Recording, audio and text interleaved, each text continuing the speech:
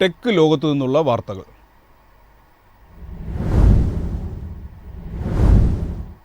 രാജ്യവ്യാപകമായി ഗുണനിലവാരമുള്ള വിദ്യാഭ്യാസം എത്തിക്കുന്നതിനായി NCERTയുമായി കൈകോർത്ത് ഗൂഗിൾ പുതിയ ഉദ്യമത്തിലൂടെ 29 ഇന്ത്യൻ ഭാഷകളിൽ യൂട്യൂബ് ചാനലുകൾ ആരംഭിക്കും.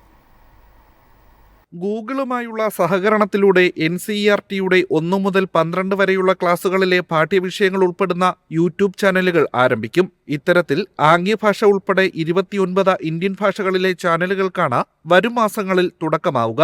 എളുപ്പത്തിൽ ലഭ്യമാകുന്ന വിദ്യാഭ്യാസം രാജ്യത്തിന്റെ സാധ്യതകൾ വർദ്ധിപ്പിക്കുമെന്ന് YouTube learning product management director Jonathan Katzman Blog പറഞ്ഞു.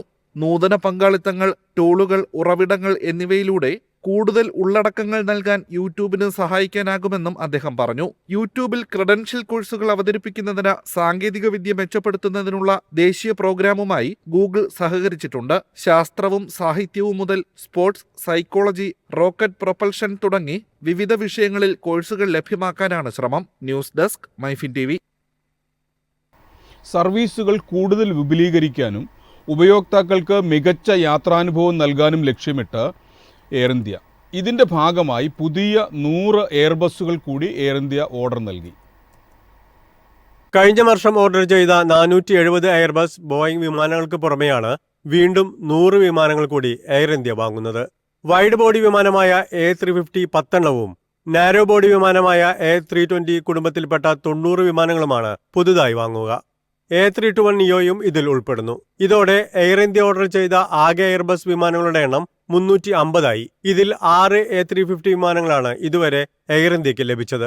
ബോയിങ്ങിന്റെ 220 വൈഡ് ബോഡി, നാരോ ബോഡി വിമാനങ്ങളും കഴിഞ്ഞ വർഷം എയർ ഇന്ത്യ ഓർഡർ ചെയ്തിരുന്നു. ഇതിൽ 155 വിമാനങ്ങൾ കൂടി ഇനി കിട്ടാനുണ്ട്. റോൾസ് റോയ്സ് XWB എഞ്ചിനുകൾ കരുത്തേകുന്ന എയർബസ് A350 വിമാനം ഉപയോഗിച്ച് സർവീസ് നടത്തുന്ന ആദ്യ ഇന്ത്യൻ കമ്പനിയാണ് എയർ ഇന്ത്യ. സുഖകരമായ ദീർഘദൂര അന്താരാഷ്ട്ര യാത്രകൾ പ്രദാനം ചെയ്യാൻ A350 വിമാനങ്ങൾക്ക് കഴിയും. A320 കുടുംബത്തിലെ വിമാനങ്ങൾ പ്രധാനമായും ആഭ്യന്തര ഹ്രസ്വദൂര സർവീസുകൾക്കാണ് ഉപയോഗിക്കുന്നത്. News desk MyFin TV. Bharti എയർടെല്ലിന്റെ AI സ്പാം തിരിച്ചറിയൽ സംവിധാനം വൻ വിജയമെന്ന് കമ്പനി. അവതരിപ്പിച്ച് 2.5 മാസത്തിനിടെ 800 കോടി സ്പാം കോളുകൾ കണ്ടെത്തിയതായി കമ്പനി പുറത്തുവിട്ട റിപ്പോർട്ടിൽ പറയുന്നു. ദിവസവും 10 ലക്ഷം സ്പാമർമാരെ AI സ്പാം ഡിറ്റക്ഷൻ സംവിധാനം തിരിച്ചറിഞ്ഞു.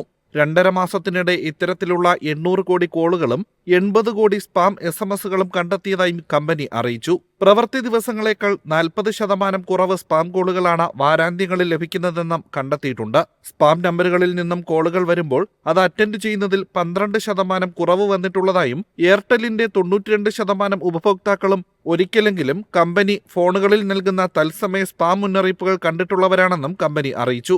സ്പാം ലഭിക്കുന്നതിൽ 71% പേർ പുരുഷന്മാരാണ്.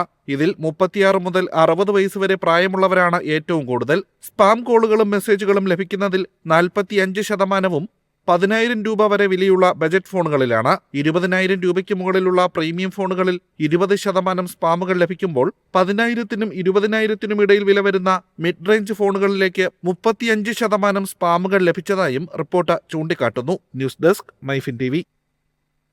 ഇന്ത്യയിലെ ഇ-കൊമേഴ്സിന്റെ ഭാവി ശോഭനമെന്ന് കേന്ദ്രമന്ത്രി പ്രഹ്ലാദ് ജോഷി.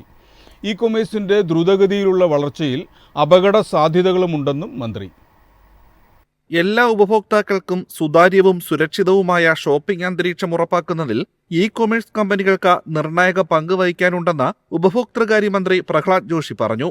അന്യായമായ വ്യാപാരത്തിൽ നിന്ന് ഉപഭോക്താക്കളെ സംരക്ഷിക്കുന്നതിനുള്ള പ്രത്യേക നിയമങ്ങൾ, സ്ഥാപനങ്ങൾ തുടങ്ങി മേഖലയിൽ സർക്കാരിന്റെ ശ്രമങ്ങൾ മന്ത്രി ആമസോൺ സംഘടിപ്പിച്ച പരിപാടിയിൽ വിശദീകരിച്ചു.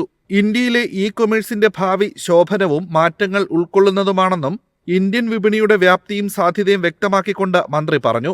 ഇ-കൊമേഴ്സിന്റെ ദ്രുതഗതിയിലുള്ള വളർച്ച അപകട സാധ്യതകളും കൊണ്ടുവരുന്നുണ്ട്.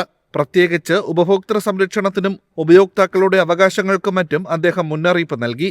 വിശ്വസനീയവും സുരക്ഷിതവുമായ ഇ-കൊമേഴ്സ് അന്തരീക്ഷം സൃഷ്ടിക്കാൻ സർക്കാർ 1-ലധികം സംരംഭങ്ങൾ ആരംഭിച്ചിട്ടുണ്ടെന്നും അദ്ദേഹം പറഞ്ഞു. News desk MyFin TV.